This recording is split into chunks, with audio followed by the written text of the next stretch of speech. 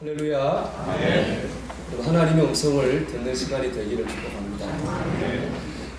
최초로 달에 착륙해서 달을 걸었던 사람은 아폴로 11호의 우주 비행사 닐 암스트롱입니다. 그리고 그 뒤로 2년 뒤인 1971년에 아폴로 15호가 또 달에 착륙했는데요. 그때 우주 비행사는 제임스 오윈이라는 사람이었습니다.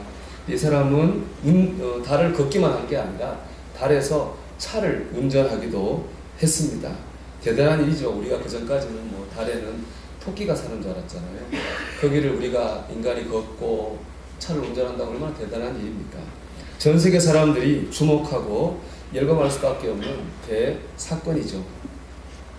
근데 정작 그 달 위에서 걷고 운전을 했던 제임스 오윈은 자서전에서 이렇게 쓰고 있어요. 달 위에 두 발을 딛고 선 후 끝없이 펼쳐진 저 광활하고 거대한 우주가 단 하나의 질서 속에 존재하고 있는 것을 보면서 하나님이 살아계심을 더욱 확신하지 않을 수 없었습니다.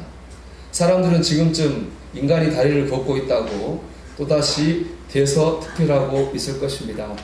그러나 2000년 전 예수 그리스도께서 지구에 오셔서 지구 위를 걸으셨다는 것은 이보다 훨씬 더 큰 사건임을 나는 지금 다리 위에서 통감하고 있습니다.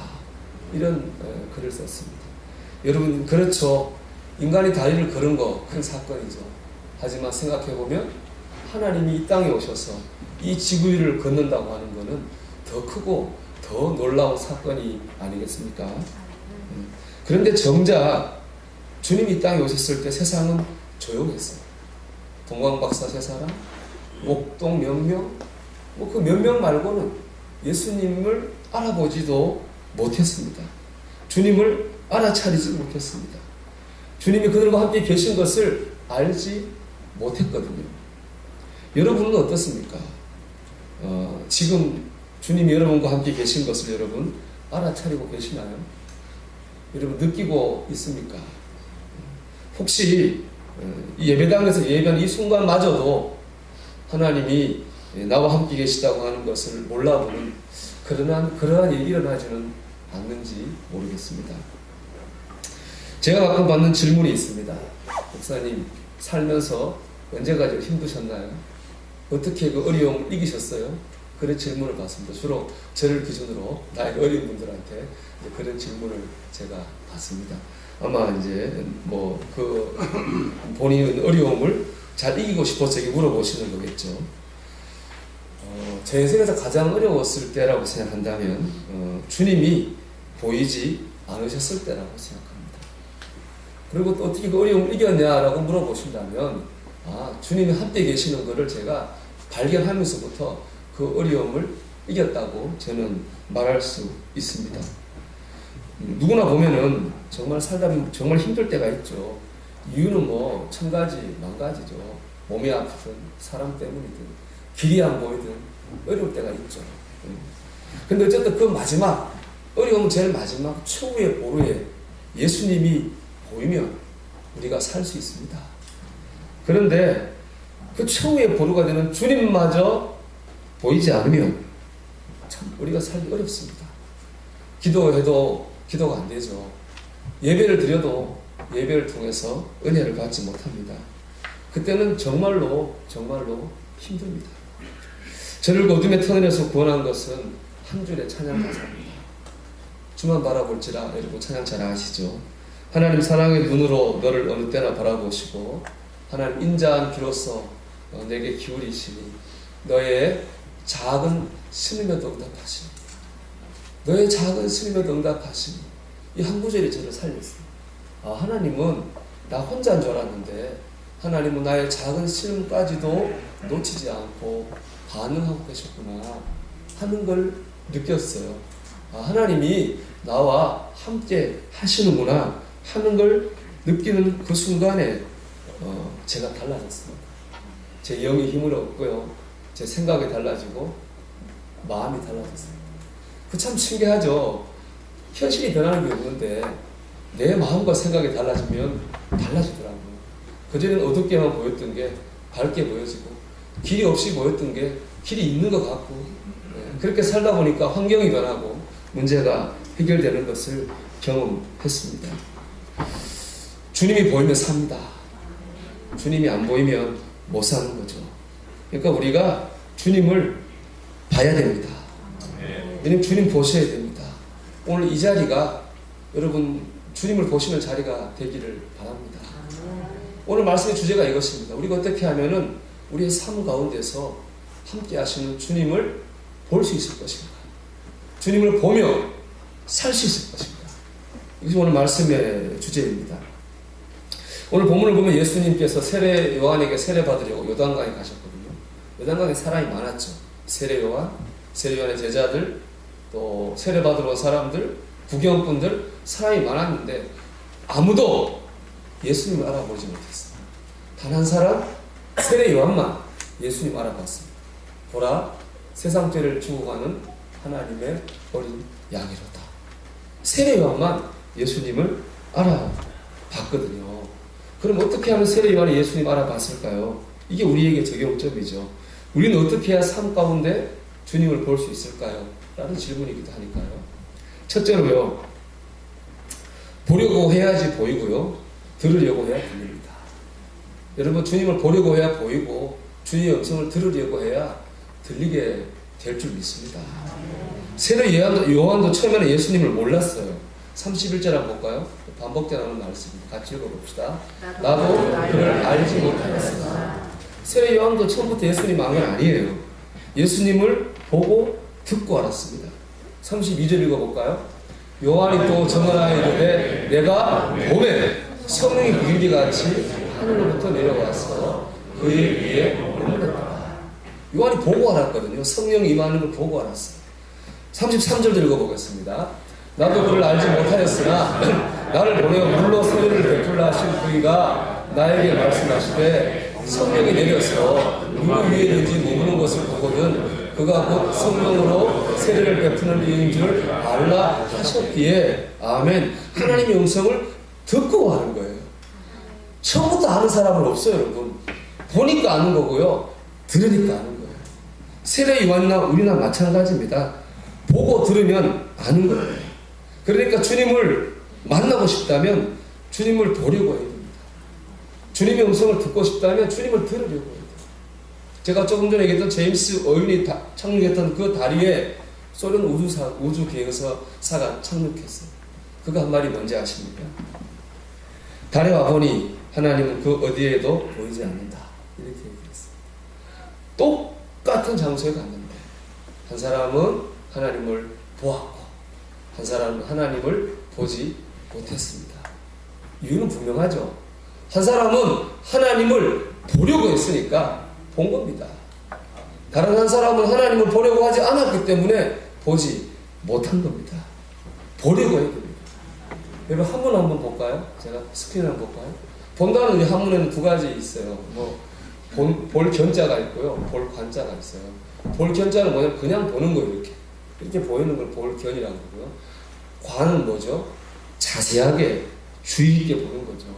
그래서 우리 과학자들이 연구할 때 뭐라고 하나요? 견찰이라고 하지 않죠. 뭐라고 합니까? 관찰이라고 하는 거예요. 자세히 봐야 보이거든요. 듣는 것도 마찬가지예요. 다음 거 볼까요? 듣는 한문도 두 가지 있습니다. 들을 문이 있고 들을 천이 있습니다. 들을 문은 그냥 들리는 거예요. 소문 그냥 들리잖아요. 들린 대로 듣는 거예요. 들을 청은 그냥 듣는 게 아니에요. 들으려고 노력해서 듣는 겁니다. 우리가 이 시간 말씀을 뭐 해야 되나요? 경청하는 거죠. 여러분 그냥 견에서는 주님을 볼 수 없어요. 관해야 됩니다. 그냥 문에서는 주님의 음성을 들을 수 없어요. 경청해야 됩니다. 그럴 때 우리가 주님을 만날 수도 있고 주님의 음성을 들을 수도 있습니다. 시편 1편에 보면은 누가 복 있는 사람인가요? 여호와 율법을 묵상하는 사람이 복 있는 사람이라고 했어요. 묵상한다고 하는 건 히브리어로 하가입니다. 여러 번 얘기했지만 소가 되새김질하는 거거든요. 거기서 그걸 형상한 소리를 딴 단어가 하가, 묵상입니다. 하나님 말씀 묵상한다고 하는 건 뭔가요? 하나님 말씀 되새김질하는 거죠. 삶의 현실을 보면서 계속해서 하나님 말씀을 생각하고 그 말씀을 그 생활 속에 적용하는 거죠. 또 바꿔 얘기하면 어떤 일이 생겼을 때 그냥 받아들이지 않고 하나님의 말씀으로 그 일을 해석하는 거예요. 받아들이는 거죠. 그럴 때 하나님 음성을 들을 수도 있고 그 사건을 통해서 주의 음성을 들을 수도 있는 것입니다. 중요한 건 뭐죠? 주의 안을 묵상하는 거죠. 밝을 때나 어두울 때나, 좋은 일이 있을 때나 안 좋은 일이 있을 때나, 일이 잘 될 때나 안 될 때나 하나님 말씀으로 현실을 돌아보는 거예요. 그럴 때 좋은 일이 있을 때 교만하지 않을 수 있죠. 어려운 일이 있다고 낙심하지 않을 수 있습니다. 그래서 화가 변해서 복이 되는 역사를 경험하게 되는 것입니다. 그런 사람이 복 있는 거죠. 여러분 보려고 하십시오. 들으려고 하십시오. 오늘 말씀으로 삶에 적용하시고 해석하시길 축복합니다. 또 하나 제가 간증했잖아요. 찬양 가사를 통해서 제가 하나님 만났다. 저는 요즘도 그런 은혜를 많이 어제도 경험하고 살아요. 한동안 잠이 잘 안 오더라고요. 잠이 잘 안 와가지고 밤에 1시에도 자고 2시에도 자고 새벽 기도해야 되니까 늘 피곤했어요.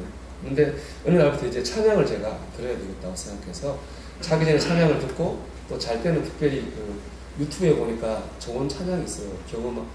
잠잘 때 듣는 찬양에서 그 찬양을 제가 늘 들으면서 자요. 잠이 얼마나 잘 오는가 몰라요. 잠도 잘하고 일어나면 기분도 좋아요. 오늘도 그 새벽에 알람을 잘못 맞춰 4시 반에 깼는데 다른 때 갔다 왔으면 못 잤을 거예요. 그냥 음악을 틀어요. 찬양을 틀어요. 그리고 누우면 잠이 오고 평안해요. 여러분 보려고 해야죠.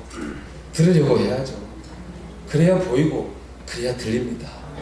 이 시간도 그렇지만 여러분 이 한 주간도 하나님을 보려고 말씀 속에서 찬양 속에서 보려고 하시기 바랍니다. 들으려고 하시기 바랍니다. 그건 하나님을 보고 듣고 동행하는 역사가 있기를 주의 이름으로 축원합니다. 한 가지 더 있다면 주님이 주인 되셔야 됩니다. 아무리 봐도 주님이 안 보일 때가 있습니다. 아무리 들으려고 해도 안 들릴 때가 있습니다. 언제냐? 내가 내 인생의 주인으로 살 때입니다. 내 인생이 되고 내 가정이 되고 내 일이 되는 자리에서는 주님이 절대로 안 보입니다. 주님이 다스리시는 인생이 되고 주님이 이끄시는 가정이 되고 주님 책임지시는 삶이 될 때 주님을 볼 수가 있거든요. 오늘 보면 세례 요한이 주님 볼 수 있었던 복된 눈과 복된 귀를 가지고 있었던 건요, 주님과의 관계 설정이 정확했기 때문이라고 저는 생각해요. 사실 수많은 사람들이 요단강에 몰려갔습니다. 세례 요한에게 머리를 숙였습니다. 왕도 고관대작도 다 머리 숙이고 거기서 세례받았어요. 그 이유는 세례 요한의 설교, 그의 삶이 사람들을 매료시켰기 때문입니다. 많은 사람이 몰려들면서 너무 세례 요한에게 매료된 나머지 당신이 구원자 그리스도가 아닙니까? 라고 세례 요한을 이렇게 떠받들기 시작했어요. 우리도 이단이 이렇게 생기는 거잖아요. 근데 세례 요한의 선을 딱 걷습니다. 오늘 말씀 1장 20절의 말씀 같이 읽어볼까요? 요한이 드러내어 말하고 숨기지 아니하니 드러내어 하는 말이 나는 그리스도가 아니라 한데 아멘. 나 그리스도가 아닙니다. 하고 선을 딱 걷습니다. 그리고 또 이렇게 말합니다. 27절의 말씀 읽어보겠습니다. 곧 내 뒤에 오시는 그이라 나는 그의 신발끈을 풀기도 감당하지 못하겠노라 하더라. 아멘. 신발끈을 풀고 매주는 건 누가 하는 일이겠어요? 종이 하는 일이잖아요. 비천한 일이니까. 종이 하는 일인데 세례 요한의 고백은 뭐예요? 나는 주님과의 관계에 있어서 나는 종만도 못합니다. 그게 세례 요한의 마음이죠. 세례 요한은 자신이 주인이 아니라 종이라고 하는 걸 분명히 알았습니다. 그때 눈이 열리고 귀가 열렸습니다. 제가 말씀도 그렇고 제가 봐도 그래요. 사람이 아무리 종교생활해도 하나님을 만나지 못하는 이유, 은혜를 깨닫지 못하는 이유는 뭐냐? 여전히 자신이 자기 인생의 주인이라고 생각하기 때문입니다. 또 한때 믿음 좋았던 분들이, 은혜 받았던 분들이 은혜를 깨닫지 못하고 영적으로 메말라가는 가장 큰 이유가 뭐냐? 하나님이 나의 주인이라고 하는 것을 잊어먹었기 때문입니다. 교만이죠. 여러분 물어볼게요. 여러분 인생의 주인이신가요? 여러분 인생의 주인이십니까? 저는 이런 생각해 봤습니다. 정말로 내가 내 인생의 주인이라면 나 아프지 말아야 됩니다. 왜 황소 같은 장정이 눈에도 안 보이는 병균 때문에 픽픽 쓰러져 봅니까? 또 정말로 내가 내 인생의 주인이라면 나 죽지 말아야 됩니다. 아까운 재산 놓고 눈에 놓어도 아픈 자를 사실 놓고 내가 왜 죽습니까? 기승사자 보면 발로 뻥 차서라도 살아야죠. 그 사람 그래야 진짜 그런 사람이야말로 내 인생의 주인이라고 할 수 있지 않나요? 근데 현실은 그렇지 못하지 않습니까? 여러분, 우리는 우리 인생의 주인이 아닙니다. 하나님이 우리의 주인이십니다. 이걸 인정할 때 우리의 삶의 지경에서 주님을 볼 수도 있고 주의 음성을 들을 수도 있습니다. 이거를 세례 요한과 연결을 지어 말한다면 이렇게 말할 수 있다고 생각합니다. 광야의 영성, 광야의 영성이라고 생각해요. 우리 요한계시록 1장 23절 말씀 같이 읽어보겠습니다. 이르되 나는 선지자 이사야의 말과 같이 주의 길을 곱게 하라고 광야에서 외치는 자의 소리로라 하니라. 아멘. 세례 요한이 이사야 선지자의 말을 인용해서 자기는 광야에서 외치는 자의 소리다 이렇게 말했습니다. 실제로 사람들이 세례 요한을 광야의 사람이라고 불렀습니다. 그 이유 첫째는 그 광야에 살았었잖아요. 살았기 때문에 그렇고, 두 번째는 세례 요한의 설교와 영성 속에 광야가 있었기 때문에 그렇습니다. 광야는 어디인가요? 광야를 한글로 풀면 빈들이죠. 글자 그대로 빈들이. 비어있어요. 거기는 아무것도 없어요. 먹을 쌀 없어요. 마실 물도 없어요. 구할 곳도 없어요. 하나님밖에 볼 수 없어요. 하나님 안 도와주시면 살 수 없는 곳, 그것이 바로 광야거든요. 우리 광야라고 하는 복음성가 있잖아요. 주님만 내 도움이 되시고, 주님만 내 빛이 되시는, 주님만 내 친구 되시는, 주님 손 놓고는 단 하루도 살 수 없는 곳 광야. 이게 바로 세례 요한의 영성이었습니다. 주님 없이는 살 수 없는 사람, 이게 바로 세례 요한의 마음이었고 신앙이었습니다. 이런 내면이 광야니까 밖으로 어때요? 밖으로 기도하지 않잖아요. 그 선포가 힘이 있고 능력이 있어서 보관대장이 머리를 숙이고 그 앞에 무릎을 꿇지 않습니까? 제가 여러분의 삶이 광야가 되라고 하는 거 아닙니다. 정반대죠. 제가 여러분을 기도하는 건 정반대죠. 하나님은 사막에 강을 내시고 황무지에 꽃을 피우시는 분인데 하나님 이 축복을 우리 위에 식구들에게 주시기 원합니다. 이게 제 기도죠. 그런데 그렇게 되기 위해서요, 우리의 내면은 광야가 되어야 됩니다. 우리의 내면이 하나님을 의지하는 광야가 될 때에 우리의 인생 사막에 강이 나는 것이고 인생 황무지에 꽃이 피는 응답의 역사가 나타나게 될 줄 믿습니다. 지난 다니엘 기도회 때 나누었던 제가 책에 쓰는 이야기인데요. 이것이 광야의 영성이 듯해서 다시 한번 제가 여러분과 나누고 싶어요. 어느 목사님, 이분이 이제 보니까 결혼 주례를 설 때 신랑 신부한테 꼭 편지를 쓰게 해요. 누구한테 쓰냐? 자기를 그동안 키워준 엄마 아빠한테 고맙다고 편지를 쓰게 하거든요. 그 편지 중에 하나를 소개한 겁니다. 예비 신부가 쓴 거예요. 엄마한테. 엄마, 2011년 제가 뉴욕에서 아침 일찍 전화했던 것 기억하세요? 혼자 지내며 그 누구와도 마음을 나눌 수 없어 할 수 없이 엄마한테 전화해서 이렇게 말했었지요. 엄마는 너무 힘들 때 아빠한테도 우리한테도 할머니한테도 말할 수 없을 때 어떻게 하셨어요? 그랬더니 엄마가 울면서 이렇게 말씀하셨지요. 그래서 엄마는 기도해. 인경아, 인경이랑 자매의 이름인가 봐요. 그래서 엄마는 기도해. 저는 그날 엄마의 말씀으로 인해 하나님을 더욱 믿고 엄마의 신앙을 본받고 싶어졌어요. 이게 자매의 고백입니다. 아마 신부가 된 자매가 미국에서 혼자 살다가 어려운 일 당했겠죠. 누구를 의지하고 누구에게 상의할 수 있었겠습니까? 그래서 답답한 마음에 엄마한테 전화한 거죠. 이랬을 때 누구에게 상의할 것도 없고 의지할 것도 없는 이런 상황에서 엄마는 어떻게 했어요? 엄마의 대답이 무엇입니까, 여러분? 그래서 엄마는 기도해요. 저는 이게 광야의 영성이라고 생각합니다. 그래서 기도합니다. 그래서 의지합니다. 그래서 예배합니다. 그래서 찬양하고 그래서 신뢰합니다. 이 영혼의 광야에서 우리 믿음의 눈이 열리고 우리 믿음의 귀가 열릴 겁니다. 주님이 보일 거고 주님의 음성이 들리게 될 줄 믿습니다. 여러분, 주님이 보이면 삽니다. 주님의 음성이 들리면 삽니다. 이 한 주간도 주님을 보고 주님의 음성을 듣는 저와 여러분 되시기를 주의 이름으로 축원합니다. 찬송하겠습니다. 우리 찬송가 453장을 찬송하겠습니다.